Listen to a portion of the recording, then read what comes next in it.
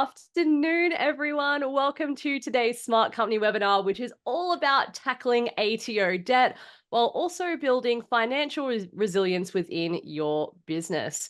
Now, we'll be talking about what to do when the tax office comes knocking, and it always does, and about finding the right specialist to help you keep your business on track.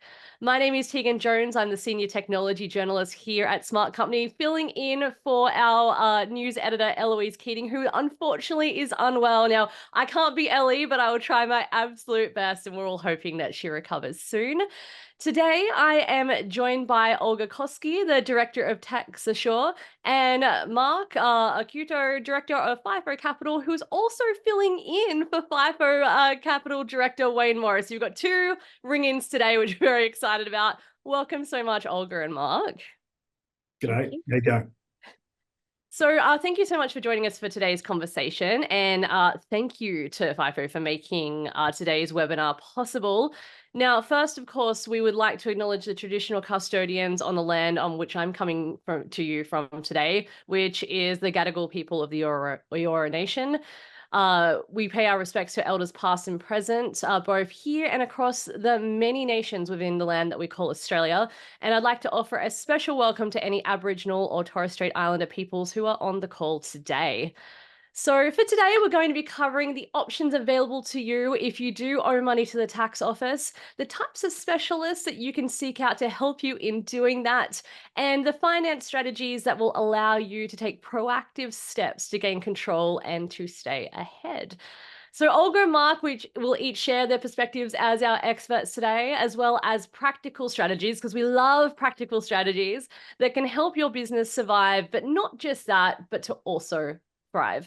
So we'll be answering audience questions as well. And thank you to everyone who has sent them through pre-recording. We got a lot of them, so you can tell this is a really big topic for people. So thank you so much for doing that. But if you haven't sent through questions yet, there is still plenty of time. Please do send them through, and we'll try and get to as many as we can in the last 10 to 15 minutes of the webinar. So getting right into it, Olga, can you please share with us a little bit about your background and what Tax Assure actually does, and then set the scene in terms of the ATO's debt recovery efforts that are happening right now? Yeah, absolutely. Thanks, Tegan. So I'm one of the owners and directors at Tax Assure. My background is I was a commercial litigation lawyer for over 16 years. Some say I've come to the other side, whether it's the light side, the dark side, everyone can choose which side it is. What we do at Tax Assure is we're specialist tax debt negotiators. So we're not accountants, we're not lawyers, we're not financiers, we're not liquidators, we don't do turnaround, we don't do restructure. We just come in and assist when a client has a tax debt, and we help get clients back into payment plans that they can afford, payment plans that match their cash flow, reduce the interest and penalties where possible, and so that they can get on with running their business. So my absolute passion is to help businesses save businesses so they can do what they do best and get on with running that business. Fantastic. Thank you. And over to you, Mark. How does Fifo Capital see this increased activity from the ATO affect the businesses that you're working with? And are more SMEs looking for, I suppose, alternative financing solutions right now? Yes, thanks, Tegan. I think it's probably fair to say the last few years has probably been the most challenging for small businesses. So, the efforts of the tax office is probably another hurdle that's come upon them in the last little bit, where the focus has been on sort of clawing back a lot of those aspects that were let loose a little bit more during the COVID period. We're finding that has a knock-on effect with clients requiring just general finance to run their businesses day to day. We obviously can deal with those sorts of clients that are coming across a hump or two on the way through, but equally we deal with plenty of clients that don't. And I guess, part of today is to discuss about being proactive in putting some plans in place and some financing strategies, talking with the right people to be ready for any of those bumps in the road that are ahead of us. Fantastic. Now, Olga, I wanted to throw to you, is it a myth that lenders won't actually lend to a company if they owe money to the ATO? Because this is a question we get a lot around here. Yep. So I'll start, and I think Mark can continue. Please. I'll just backtrack a tiny bit. You also had asked me what's happening within the ATO, so I thought it's probably important that we answered that question, and cover off on that to start with. So the ATO are in what's called active collection mode. So what we're seeing, and this then leads on to will lenders lend to clients with tax debt, is it's not a matter of if the ATO come knocking. So there's about 52 billion of recorded outstanding tax debt. So where the ATO are at the moment is that they're in active engagement, which means there's a whole heap of collection processes that are happening.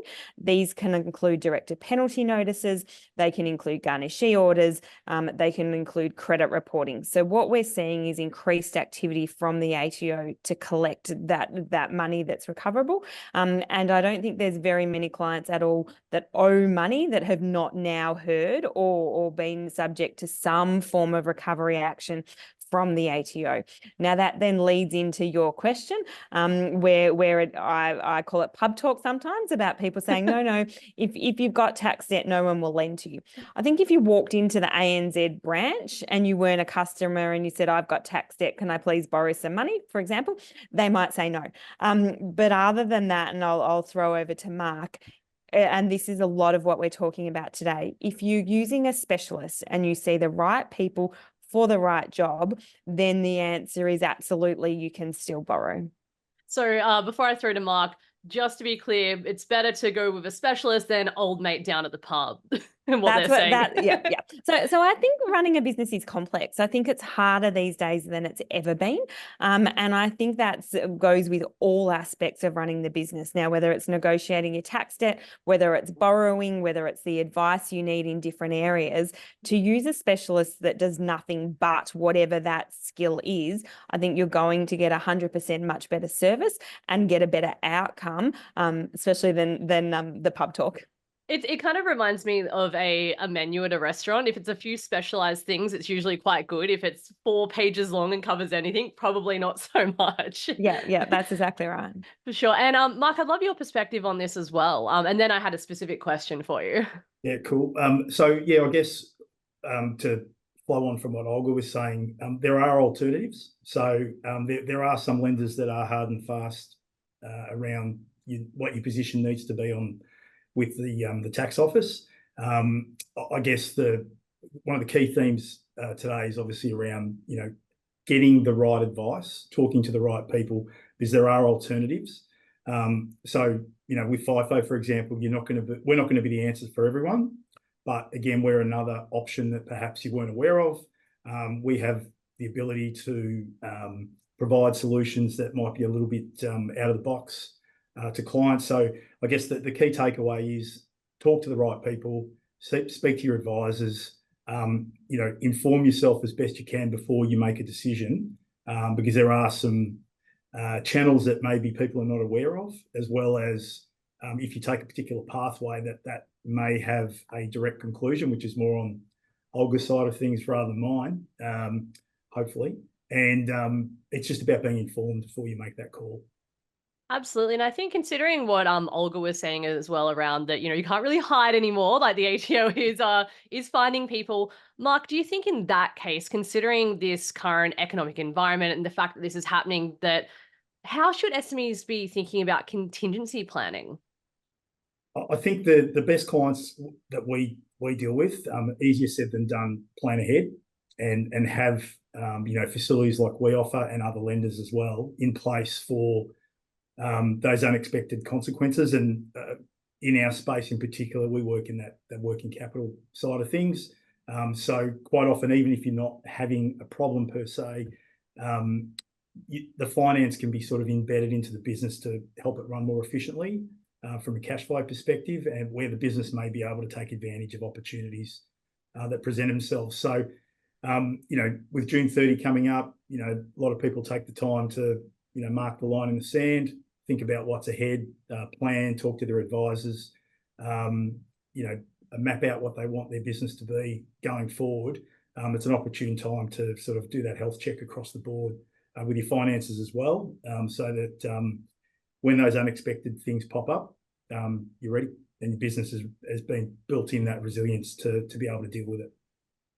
Fantastic. And since we were sort of talking about myths or maybe not quite as informed information, Olga, one other thing that we had heard a lot was that owing money to the ATO always led down to the path of either something like voluntary administration or liquidation. Are there other avenues there for business owners? And if so, what are they? Yeah, absolutely. So one of the big things that we've been talking a lot about are solutions to keep businesses alive and to keep them trading, especially where the ATO is the only person that they owe money to. So the main solution is a payment plan, and a properly tailored payment plan, a payment plan that matches that business's cash flow.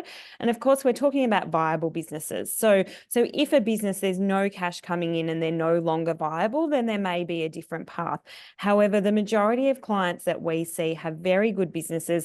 They just need to catch up. They need breathing space, or there has been an event where they've got behind.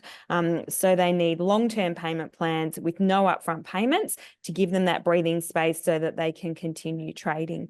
And once you're in a payment plan, the ATO then actually consider you as compliant. So your ongoing lodgements, but you're paying that payment plan, you no longer sit on the radar within the debt space. So you're protected from credit reporting.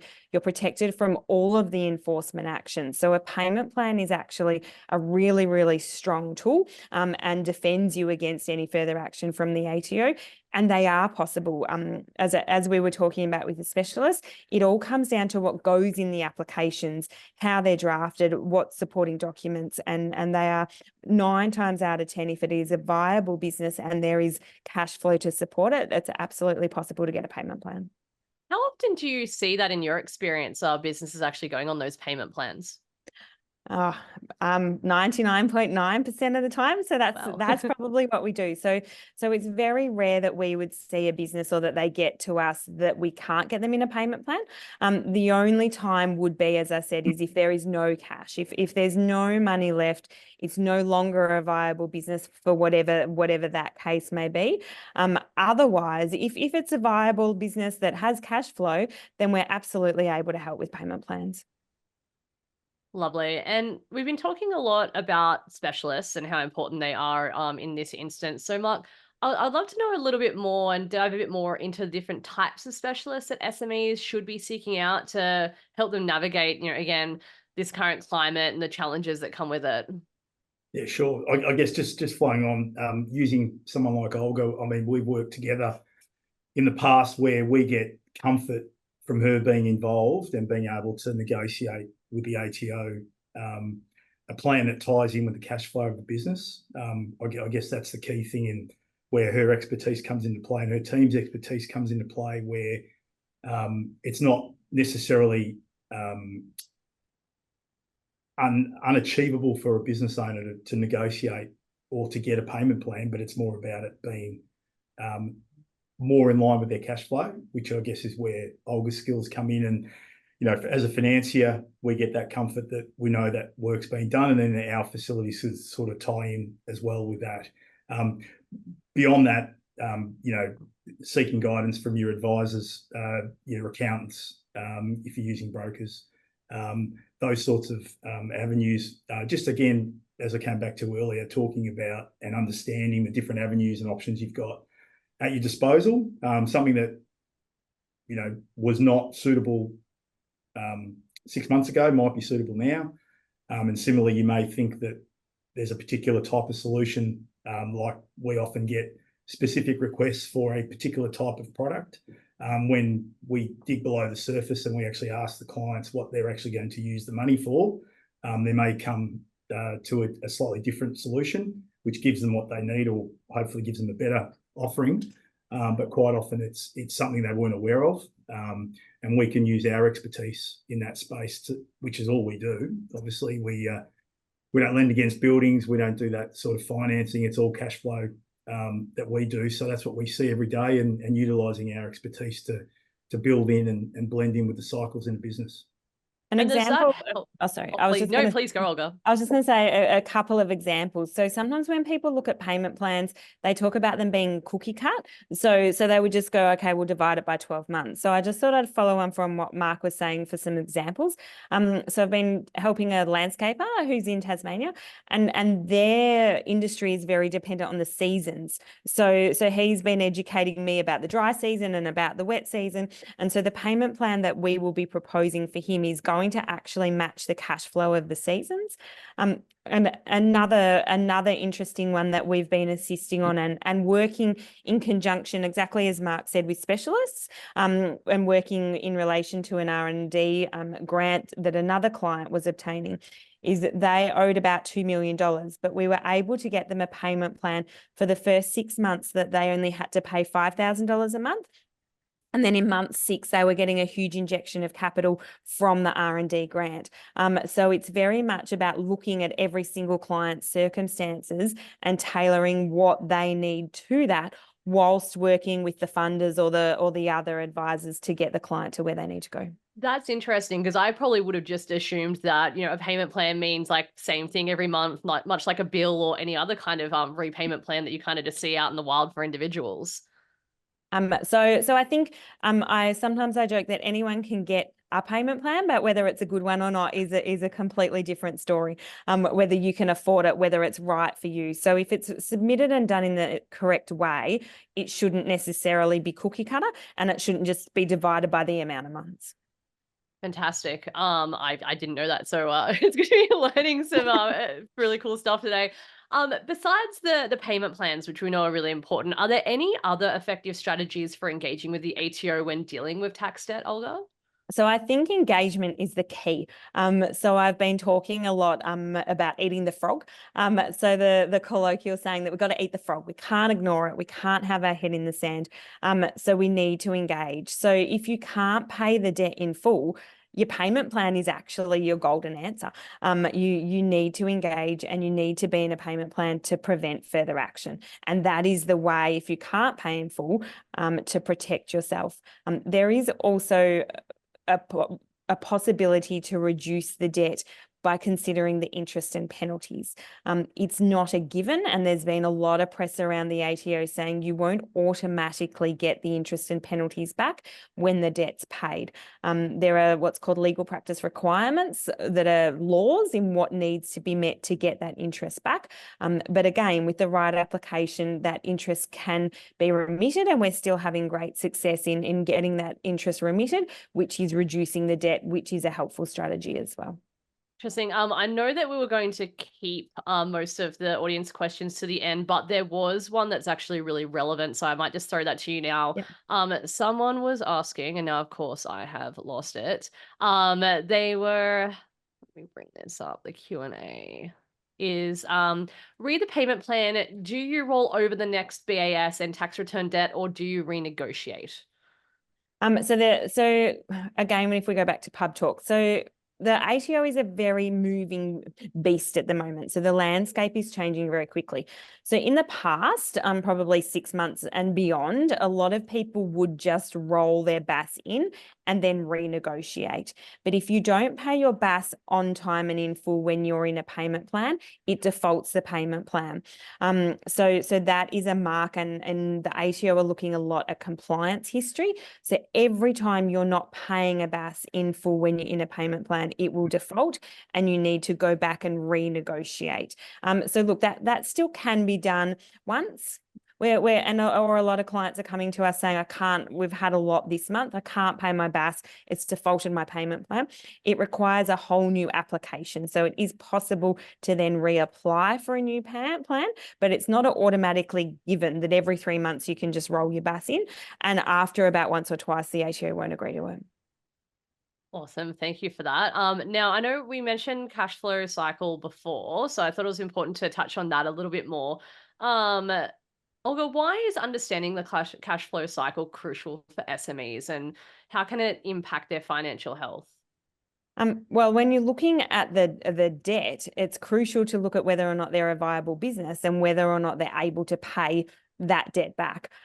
So there's no point putting someone into a payment plan that they can't afford. It just doesn't make sense. And it's the same when they're dealing with a lender and they're looking at the ongoing viability and the ongoing health of the business, without understanding those cycles and the cash flow and when they need to borrow or what's needed to match to pay the bills, essentially. I don't think that we can give the right advice, either in Mark's case or mine, without an understanding of what that cash flow looks like. That's fair. And Mark, did you have anything else to add there around, specific strategies that can be used to better manage this? Yeah, so as I touched on before, clearly the preference would be, proactive management of your cash flow rather than being reactive when, situations arise and you've got to deal with those. But, we've mentioned that the business environment is very challenging at the moment. And, we've seen, I was just talking to someone earlier that a client we put on recently, they had a specific need. They had 3 separate events, not tax related, Olga. 3 separate events occurred last year, the back end of last year, which put a massive impost on their cash flow. Nothing they could control. So it was a situation where there was a couple relating to logistics, and that knocked on to missing a deadline for one of their major customers with the delivery of some stock, which meant they had to hold it. So the impact of that knocked on to the rest of their cash flow, and they had an immediate need. We're able to put in, having done the analysis on where things lay, some facilities in place to help them smooth through that, to a point now where the gentleman I spoke to the other day, he's sort of back on track with that, and he was actually contemplating what he needed, how we could use the facility going forward. So I sort of said to him, well, if we had this conversation last year, you wouldn't have foreseen those 3 unusual events occurring. And if we had been in play, you would have been okay to get through that. Now you're in that phase where you can proactively use those surplus facilities, now that you've got through that little bump, to be able to build that in and be more efficient with the way you're utilising your cash flow, hopefully flowing through to profitability and fueling growth and all those positive things, rather than putting out fires. Fantastic. And since we're still pretty close when we were talking about the payment plans, we have had another contextually relevant question from the audience, which is, are there any circumstances where the ATO will make a deal with a taxpayer and accept a reduction in the amount owed? So for example, if the ATO received 30% of the debt owed and then writes off the rest to help keep the business afloat and people employed. And whoever would like to answer this, feel free to jump in. This is my favorite. That's me. This is my favorite pub talk. My absolute favorite pub talk. So much pub talk today. I know. The answer is no. The ATO do not have any legislative powers. There are no laws that allow them, other than what's called an event of insolvency.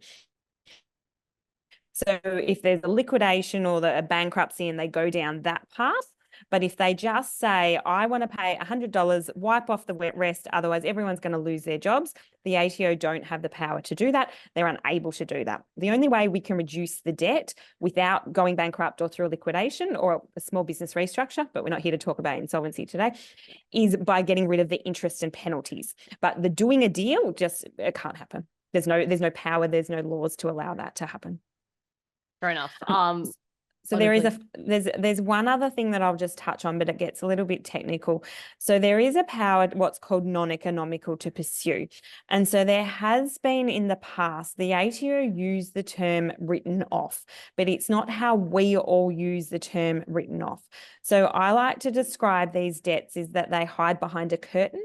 So at a point in time, the ATO has deemed that these particular debts have been non-economical to pursue. They hide behind a curtain in a different account, and the ATO has used the word written off. However, whenever a return is lodged or that taxpayer has earned money, the debt magically reappears, back on the other side of the curtain and has not gone away. And in recent times, again, there's been a lot in the press, whereas a whole heap of these non-economical to pursue debts were considered written off or they'd been hiding, and they've all come back. So I think that has led to a little bit of confusion in the market, but otherwise the ATO don't actually have the power, without looking at interest and penalties or insolvency, to just do a deal and get rid of that debt. Fantastic. Yeah, no one wants those nasty surprises to come back. A couple more questions that are relevant for right now. As GIC is non-deductible from July 1st, 2025, should payment plans have an end date of 30th of the 6/25, or are there other options? So we don't do any tax advice. So we're not accountants. We don't give any tax advice. We just help in the space of arranging the payment plans and negotiating the tax debt. So that would be something. And I think this is a really good example of using specialists and using people that have the knowledge. So the accountants and your accountant are the people that deal with tax planning, tax minimalisation, tax structure. And so they would be the best people to give the advice around the deductibility of GIC. Lovely. Thank you for that. Things have taken a slightly dark turn. Someone has asked, what if the person is deceased? I'm going to assume that means business owner, that kind of thing. Yeah, so it stays. And so then the deceased estate gets to deal with the debt. Wow. Is there a provision to waive an ATO debt under financial hardship? And if so, what would those circumstances potentially be? There are. So the ATO does have hardship provisions, except they are extremely difficult. So I have never seen them. I've only ever seen one work. Wow. Our client was 85 years old, terminally ill, and didn't own any assets. So they're extremely rare and very, very difficult to use. Often people are funneled to that space within the ATO, but other than that one application, I've never seen them successful. Wow, that's that certainly answers that question then. So maybe try it. Probably not going to be successful with that one. Likely. I think what I'm getting out of this, Tegan, is that you can't run away from the tax man. Yeah. No. Always be there. So I think, we for different reasons, we saw a period of time where obviously things were a little more lenient around that, and we'll go with maybe that was misinterpreted. We find clients again that have been proactive and communicating with the tax office, are able to work in with them and do get a better hearing, particularly now when they're ramping up and maybe they don't get the focus. Others that have perhaps put their head in the sand are being tapped first. So I think, it's just one of those things. It's unavoidable. You just can't run from it. Mm. And we've also had a question around, and this is getting back to a lot of questions on payment plans, which is great, which is, if you can't pay the full amount on your plan, are you better off at least paying something, even if it's just a few $100s? So if you don't pay the amount that's required to be paid on a payment plan 3 days before it's due, the payment plan will default. So a voluntary payment is good, but it won't prevent enforcement action. So the further recovery action that comes, we're seeing a lot of automated action. So a voluntary payment won't prevent a director penalty notice, and it won't prevent credit reporting. So when you go to renegotiate a new arrangement, it does assist to show that you've been making voluntary payments, but it won't protect you from enforcement action moving forward. And also on that as well, will the ATO allow a payment plan minus GIC, or do you need to pay? It cuts off. It says pay most. Yeah, so the ATO don't differentiate between the general interest charge and the core debt. So they consider the entire amount, the debt that is due and payable. And there is no differentiating between which bits get paid first and the two parts of that debt. We recently had a client we were assisting, and they only had GIC, so they had 100,000 of interest and penalties. Their accountant had tried to do an application to get rid of the interest and penalties. It was unsuccessful, so they was talking to us, and over the weekend 77,000 was deducted as an automated garnishee notice that had been issued on an interest only debt. The ATO consider that the interest is part of the debt in a way to level the playing field between the people that are paying their tax on time and the people that aren't. And as I said, it's not an automatic right that when the core debt's paid that you'll get the interest back. So they don't separate the two out. Okay. We also have one here, and forgive me if I'm reading this wrong. But someone was asking whether the non-economical review is exactly what they've been chasing some 15 years old. So the non-economical to pursue is what has been a lot in the press about these really old debts that have come back and been re-raised. So I think that could be what that question is about. Okay. And so going back to our pre-scheduled programming, I'd really like to ask about end of financial year planning. So for the next 12 months, I'd love to dig into a little bit more around how businesses can use end of financial year to plan strategically for the next 12 months. And anyone can jump in here. Although I do have one specifically for you, Mark, if you'd like to go first, Olga. So for us, again, I keep coming back to you got to eat the frog. I just don't think you can ignore what's in front of you. So for me, it's about what needs to be dealt with. What are the consequences of not dealing with it? Who's going to help you? Who are the specialists? Who are the tools in your tool belt? Running a business is really difficult at the moment. And who can you seek that help to have a plan of attack?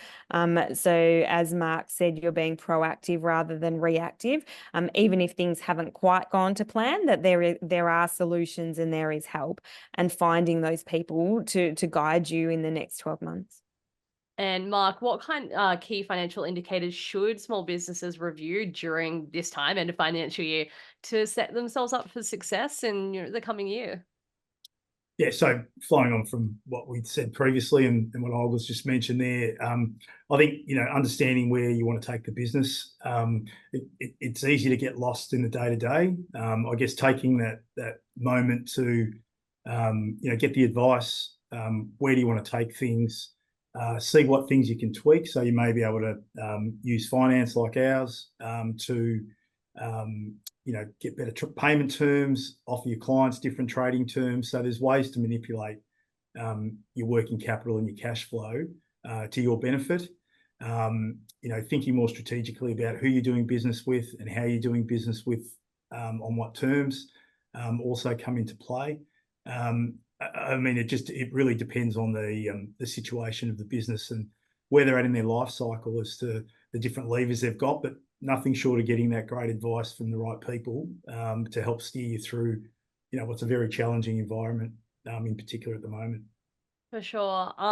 It looks like people are very interested in the payment plan things, which I believe that okay. you thought that they would. I thought that might be the case. Yeah, so we've got some more questions, and please, everyone, keep sending questions through. This is wonderful. Yep. Someone was asking, how can you ask for GIC to be reversed? And as a little sub point, should you ask to reverse before reaching a payment plan agreement? So at the moment, the ATO need to see you in a compliant position. So a compliant position means that you're in a payment plan and you're meeting all your ongoing obligations. They need to have evidence of that before they'll consider an application. It's called the remission of interest. So they won't consider any applications for the remission of interest until you've proved about 3 months of compliance at the moment. And sticking to GIC, under what circumstances, generally speaking, can it be remitted? So the ATO have, if you can't sleep at night, it's on their website. I think it's on the right-hand side. It's called their legal practice statements. And those legal practice statements go through a huge range of what they will take into consideration. And then they go into a lot of detail about those things. So it's the circumstances that were out of your control that led to whatever has happened and what's occurred. And all of those need to be detailed in a form and in a way that's required by the ATO and set out by those laws. Got it. And I know we've talked quite a bit about having the right people to help you with it, but we did have a question around how can I better negotiate with the ATO for payment plans and interest remission. So besides what we said, go to the experts, is there anything else that either of you could add there? I think that Olga. Thanks, Mark. I think that is the key, though. It is using a specialist, because these are very, they're not easy applications. So, for example, when we're drafting an application for the remission of interest and penalties, would be 10 to 12 pages long. There's submissions that do match those legal practice requirements. So it's not just enough anymore, for example, to say we're affected by COVID. We've tried really hard. Can we please have the interest back? So it is not an easy point. The ATO have specifically said, as I mentioned, it's not a right. There needs to be grounds for why that does occur. So I think it's also taking into consideration that times have changed. And if we look at interest rates and we look at what those interest rates were during COVID, your 1.88s or the remission of the GIC, that was a very different time, and we're now dealing with a different landscape. So I think different tools and different specialists and different people are needed to get you what you need now. Absolutely. I know, again, we've touched on this slightly. We also had a question around how do the ATO debts really impact clients' ability to finance their business? I'll give that to that one, Olga. Yeah. Please. So there, different lenders have different, I guess, appetites and parameters that they're happy to deal with. I don't want to sort of name names, but there are certain institutions that won't. You don't get through the door basically unless all your tax arrangements are up to date and compliant. There are others that are happy enough with an arrangement in place, whereby hopefully it's been structured correctly, like we've been talking about, that matches the cash flows. We know the business is ongoing and viable and all that sort of thing, and we're happy to sort of overlay the finance as part of the arrangements in place. Speaking for Fifo, generally speaking, we're comfortable enough with that, as long as there aren't too many other flags to consider. That's always a preference to, we haven't talked to the tax office, hitting the director's personal records, all that sort of stuff. Does make it more and more challenging. There will still be lenders that are happy enough to do that, but obviously the scale of pricing considerably changes once you get to that end of the spectrum, I guess. And we find that the lenders that are happy to deal with tax debt, like Fifo, for example, are much happier if the client's in a payment plan. So again, I know that we keep harping on about these payment plans, but once the client is in that compliance space, and we work with the lenders around what we would call a letter of comfort. So there would be matters, say, that Mark and I are working on together, that I'm getting into an arrangement, what we think is going to happen. We might need cash flow at the same time. And so we work in conjunction, but a number of lenders are usually not happy if they're just flailing in the wind, and haven't actually looked at that compliance space and what needs to prevent further action. And one of the enforcement tools of the ATO at the moment is credit reporting.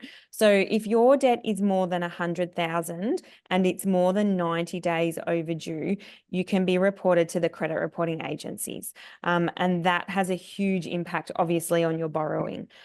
But again, I sound like a broken record. Once you're in a payment plan, that credit reporting disappears. So people don't know that. So as soon as we get you into a payment plan, 7 days after that first payment, the ATO is doing sweeps. And that was part of the arrangement when this legislation came in, that credit reporting will be removed. So again, there are solutions when these debts are dealt with, and ways to prevent these things happening so people can continue to borrow and they can continue to run their business. Mark, are there any instances where you do feel comfortable in that lending space if there's not a payment plan in place? Hopefully my credit manager's not around, but only, I guess, where there's a conversation at least happening. So the worst thing you can do is have your head in the sand and just think it'll go away. So depending on the size of it relative to the business, where they're at, if we can demonstrate there's an ongoing dialogue, maybe in that instance there, I might refer that client to Olga to work her magic and get some comfort off the back that, she's had an initial review and her team's had a look and felt that from the tax side of things, there'll be a way through it. And then we can say, on what terms we're prepared to play. But generally speaking, like I said, that the worst thing you can do is just ignore it and pretend it's not there, because it will catch up at some point. How you deal with it is the key bit, and having those communication lines open has always been the way to go about it. We have a question that harkens back to what you're saying about the curtain has now reappeared.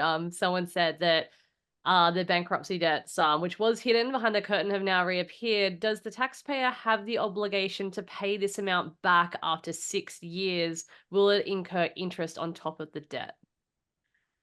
So unless they're objecting and saying that it's an incorrect calculation or it's an incorrect debt. So there are some debts that I've seen people are objecting to and say that they've been through an event of insolvency and they shouldn't have received a notice.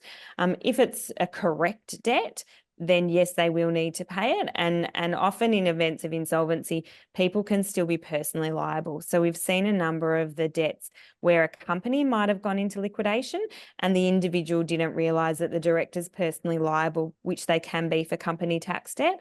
And that debt has now come to fruition. There will be interest on that debt and they will have to pay that debt.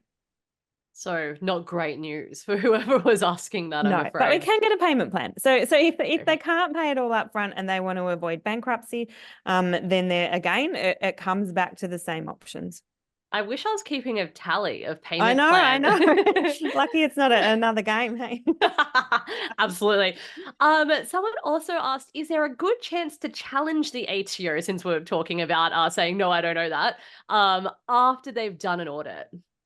Again, that's not my kettle of fish. So it would be talking to either a lawyer or accountants in relation to what that audit has found, and whether or not there's grounds or a basis for that challenge. So once again, gets back to actually going to the right people, right specialists. Yep. And because again, it's the same as what we're saying, audits are such a particular thing. There are special rules around them, special laws around them. So you want people that are doing that all day, every day to be able to give you that advice. Is this something that comes up quite a bit around like people not quite knowing who to go to for certain things? Because it's just been a consistent theme that's come up and one that you've been speaking to quite a bit. Yeah, I think we've probably both got something to add to this. I think traditionally, and as I mentioned, sort of 20 years ago, or even 10 years ago, when you were running a business, I think traditionally you may have just had one advisor, and the world wasn't as tricky. And I know there were even some questions around AI that isn't what we're talking about today. But you think about how much has changed in the last 12 months, even in the field of AI. So you look at all of the specialists and the knowledge that's now needed to run a business. So I think that field has changed. And a lot of it is around who is going to be the best advisor, and it may no longer be the one-stop shop that it used to be. I was really hoping that filling in on a tax seminar would mean it'd be the one time in my workday I wouldn't have to talk about AI, but here we are. So, no, Mark, no, it's so fine. Mark, do you have anything to add to that? Yeah, I think as Olga said, the challenge is knowing where to go, and I guess that's incumbent on the advisors and ourselves in some instances to maybe direct the traffic for the clients and help them point them in the right direction, because they don't know what they don't know. So traditionally they have gone to a particular point to get that advice, and that may have worked. You run the risk of not getting the right advice, and then that's got its own ramifications, which around what we're talking about here, can be terminal. So it's important to go the right way, I guess, and get yourself as informed as possible. And that's a huge reason why we do today, and that we do so much of what we do, is that we want to help businesses. And that for me personally, I want all business owners to know as many possible connections and service providers and unique service providers. And people like Mark and myself are quite lucky in a way, because of the world that we work in, and we have been in this corporate industry for over 20 years, we do know a lot of people in a lot of different spaces. But when you're running a business and haven't had the exposure to that, I would encourage people to ask as many questions and to dig as deep as they possibly can to find the right people, and that's why we're trying to do our bit like this, to educate people on the different service providers that are out there that can help them. And it's clearly very useful because so many of the questions that we're getting through are very practical and in the weeds, which is fantastic. And on that, we have more. So someone was asking, what time frame is there from a client receiving a letter from the ATO's debt collection agency to the next stage? And what is that next stage? So there isn't specific timeframes, and it's a little bit, I should use a better term, but it's a little bit like a wheel of fortune. So the ATO have a raft of collection tools and enforcement tools. Now they include garnishee notices, they include credit reporting, they include directed penalty notices, they include firm action warning notices, they include outsourcing to collection agencies. Any of those things can happen at any different time in any different order. So there isn't a specific time frame. There are some things, like if you get a statutory demand, which is a warning letter to wind your company up, you've got 21 days to respond. When you get a directed penalty notice, you've got 21 days to respond. So there are statute timeframes that are there by law, but the majority of them you can't predict and go, well, I'm okay for the next 30 days, or I'll be all right for 60 days. It is impossible to now just, I think, ride that out. It's a dangerous space to not have that protection in place because you're not sure. As I mentioned, that garnishee letter, that garnishee notice was automated and the client had not received the letter prior to that $77,000 being deducted from their bank account. So there are different things that are happening without necessarily warnings.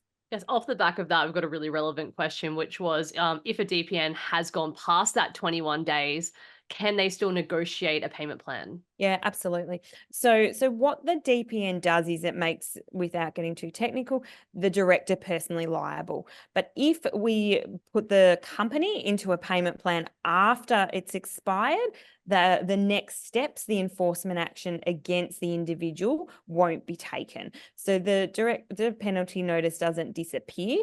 It sort of sits and lays dormant, but whilst the company's in a compliant plan, no further action will be taken. So it's still possible.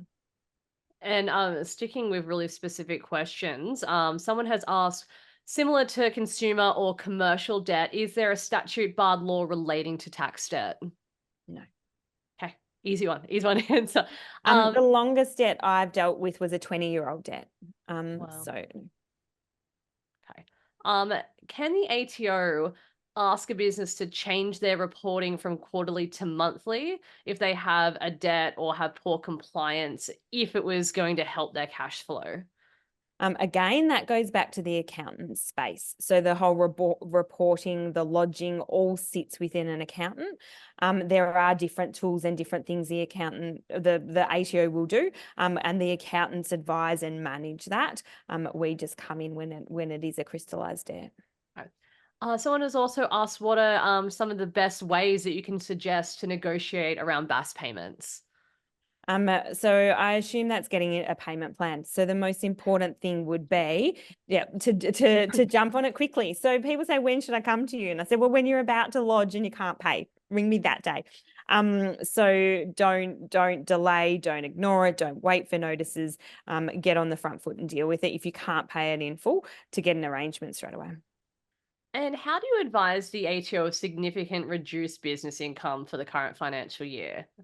So if it's in relation to an application for a payment plan, it needs to go in the relevant form in an application. So it depends what you're trying to achieve. If it's in relation to reporting or reduced lodgements or liability, again, that's back to the accountant who is the specialist in dealing with the lodgements and the compliance. So it's sort of, I think that one would depend on what they're trying to achieve and what the end goal is in that notification and advice. And we've got one that was kind of really agreeing with what you were both saying earlier, actually, in terms of a lot of unknown information out there. So they were saying that people really don't know where to go for help with ATO debt, and that they've actually had a customer advised to go down the avenue of seeking assistance from My Guardian Angel. I don't know if you both have heard of that before, but they were just interested in your thoughts, I guess, around people just really not knowing how to get help. Yeah, well, I think without referring to that particular organisation, without knowing what they do, but Sure. presumably they would operate with certain parameters. Again, like we were touching on earlier, so they're comfortable dealing in that space in that manner, and whatever sits around that that they're comfortable with is the way they would operate. So, the rise of alternative lending and avenues in the last 10 years, it's becoming far more mainstream. There are lots more options. So, just talking to business colleagues, people in various industries as to different avenues that you can explore. There are different options.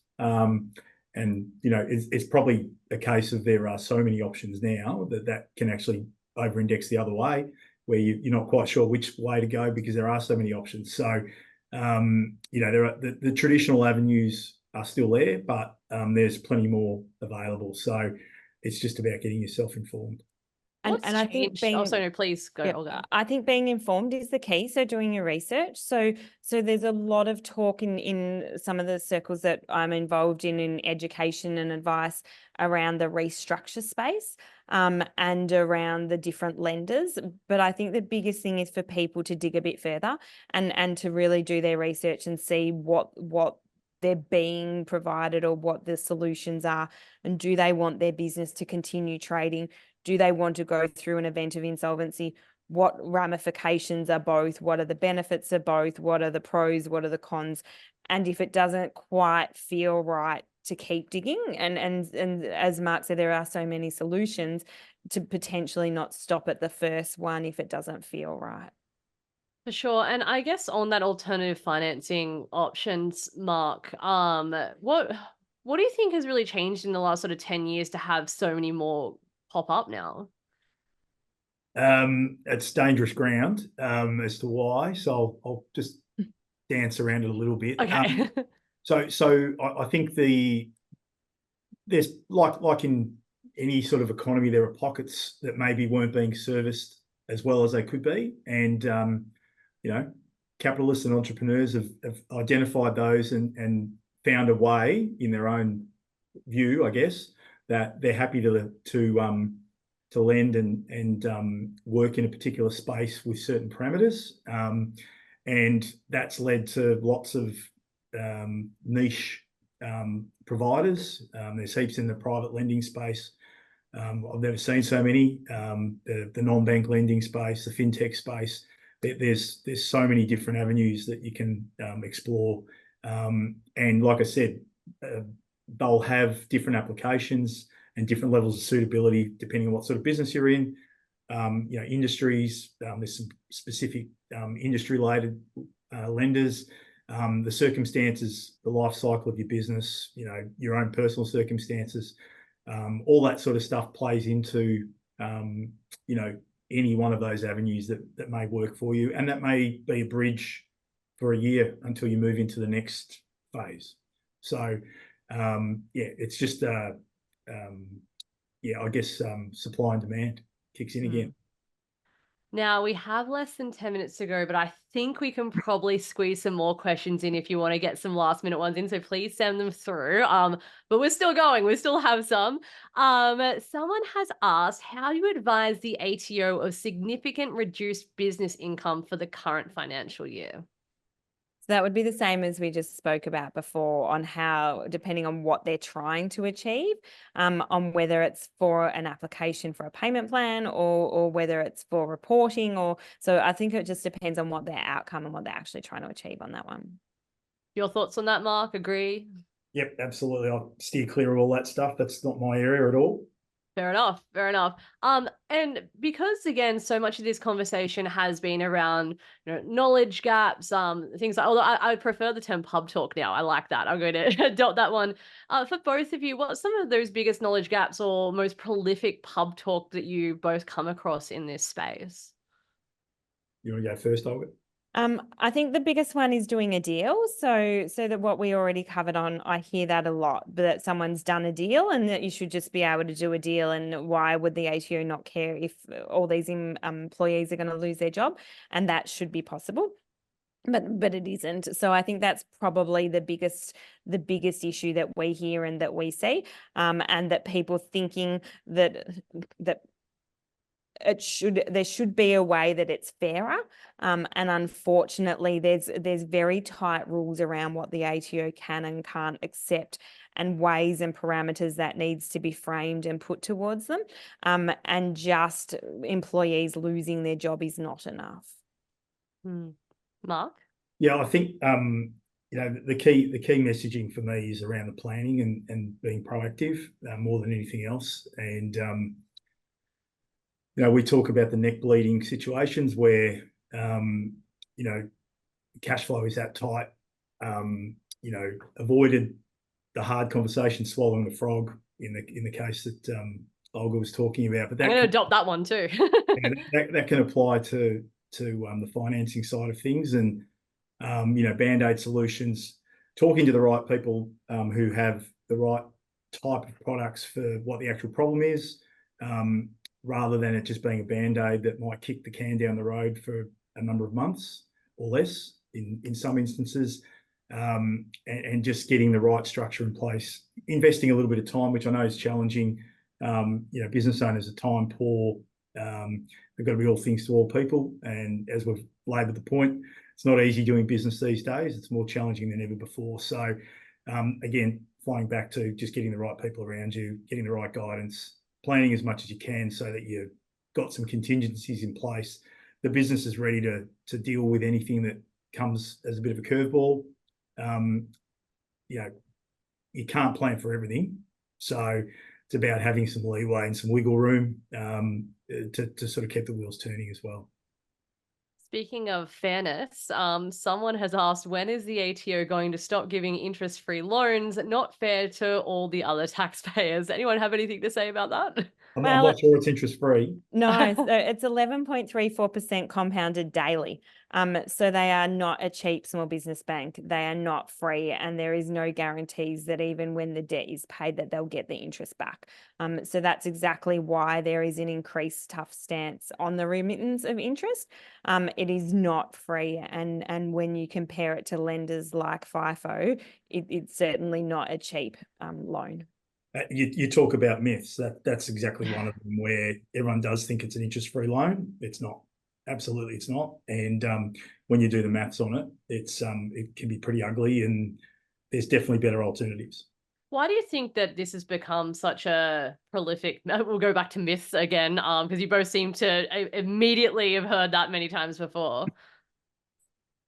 Well, I think it just the general perception of the tax office being more lenient during COVID. I think without wanting to go down different avenues, some of the measures put in place to support business by government at different levels,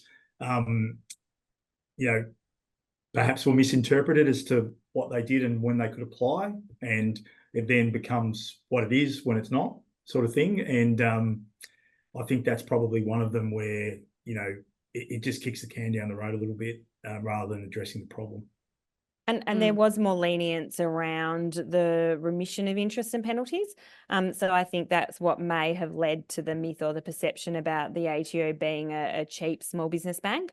But when you're looking at 11.34% compounded daily and no guarantees of getting that back, I don't think that is correct at all anymore.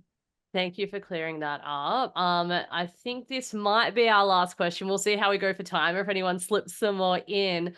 But someone was also asking whether you can discuss any recent changes in tax laws, or perhaps even ones that are like lesser known, or ATO policies that small to medium businesses should be aware of, particularly that might impact those debt management strategies that we've been talking about. So where we would focus on again is only the debt space. So the biggest change is that active enforcement action and the active recovery. So one of the biggest ones is the credit reporting that we've already touched on, and how much that is now being used, and the enforcement, and then the proactive action to recover that debt from my space would be one of the biggest things. And anything for you to add there, Mark, as we finish off? Not really specific to that, no. Any other thoughts that you want to throw in there? Anything that maybe we've missed or haven't covered, or that you think that people should know?